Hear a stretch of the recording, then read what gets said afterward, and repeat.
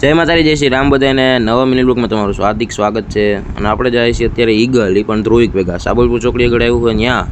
અને અત્યારે તડકો છે મિત્રો કે વાત જવા દે।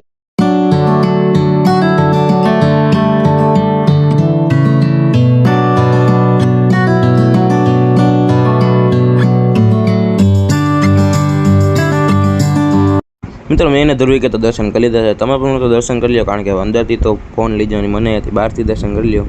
મિત્રો હવે આપણે નીકળવાનું હોય ઘર સાઈડ। ધ્રુવિકને કહો હાલા જલ્દી ગાડી કાઢ, મારે પછી ઘરે જઈને ફટાફટ જમવું હોય, કારણ કે ભૂખ એટલી આવી કે વાત। મિત્રો ધ્રુવિક કે તું ગાડી એકાવી કે બેટરી વાળીને કેવી મજા આવે, પેટ્રોલ વાળી આવી કે પછી બેટરી વાળી મજા ના, આપણે તો ઓલી બુગાટી કેમ હાલે બાકી।